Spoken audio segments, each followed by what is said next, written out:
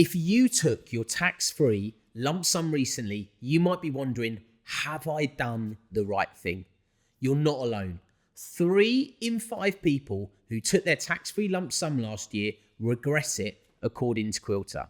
Taking the lump sum isn't the mistake. What you do in the weeks after is where the real damage gets done. In this video, I'm going to show you 3 mistakes people make with their tax-free cash that ends up costing them thousands and what you can do to avoid them. So section 1, trying to put it straight back in. The first mistake is trying to undo the decision of taking the tax-free lump sum. So the situation is you've heard a rumor, the budget is going to change, pension tax relief. Maybe you panic, you think, I better take out my tax-free sum before I lose the chance. So you quickly take it out. The rumor turns out to be wrong, or maybe it's still not clear either way. But now you're sitting there thinking, well, I don't actually need this money right now. So you do what feels like the sensible thing. You pay it straight back into your pension, get the tax relief again, and do the whole thing like it never actually happened. Except HMRC has a name for this, and it's called recycling.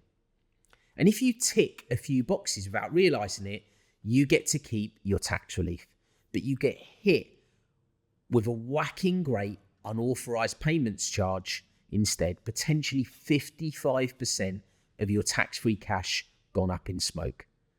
Here's when you're at risk. If the tax-free cash you took was over £7,500 in a 12-month period, if your pension contributions then jump by more than 30% of what you normally would have paid over the past 5 tax years, and if HMRC decides the whole thing looks like you only did it to get the extra tax relief, you could be caught by these rules.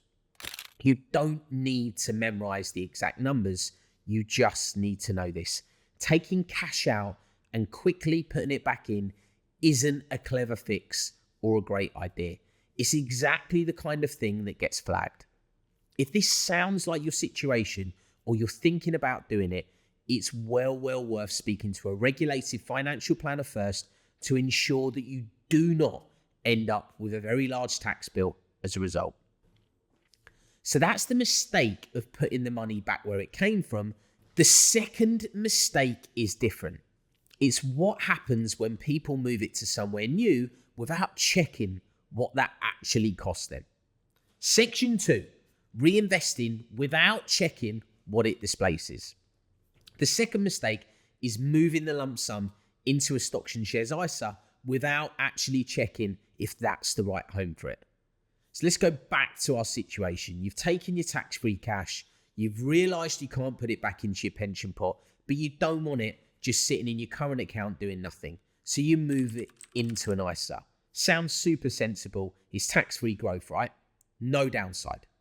Except, what about the credit card debt you have, which is sitting at a much higher interest rate than any ISA will earn you?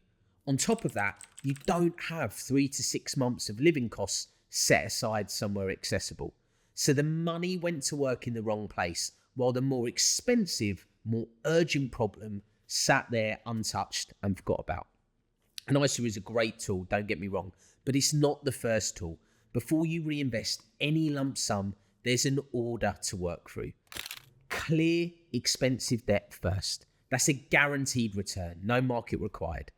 Build your emergency buffer second. Only once those 2 boxes are ticked, does it make sense to think about growth.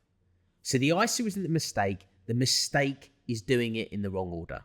So that's the money that gets moved into the wrong place at the wrong time. The third mistake is what happens when people move the money out of their own hands altogether to family or just to life. Section 3, gifting or spending without checking if you can actually afford to. The third mistake isn't giving money to your family or spending it on something that matters to you. It's doing that before you've checked whether you can actually afford to. So you've taken your lump sum and you realized, I don't actually need all this money. You decide it'd be great to help my children with a deposit for the new house they're looking at buying. And that's a great instinct. I'm not going to deny that. It's a nice thing to do, and clearly they're going to appreciate it. It'll make you feel good, and it can even help with inheritance tax down the line, because a gift like that actually falls outside your estate after 7 years. But here's the detail that catches people out. That 7-year clock starts on the day you make the gift, not the day you took the tax-free cash out. If those 2 days aren't the same, and you assume they were, your family could be exposed to a tax bill you thought you'd already planned around. And there's a bigger question underneath it. Is this money you can generally afford to give away? Or is it money you might need for care costs or your own home later on in life? Tough question to ask, but it needs to be asked. If you're gifting, know your dates. The clock starts from the gift, not the withdrawal. The tax benefit should always be a welcome plus to helping your family. It should never be the main reason for doing it. I can't emphasize that enough. Never give away money you might need for yourself. Put those 3 things together and you can see the pattern. Putting it back, moving it too soon, giving it away too fast, different mistakes with the same root cause. None of this is really about the mistake itself.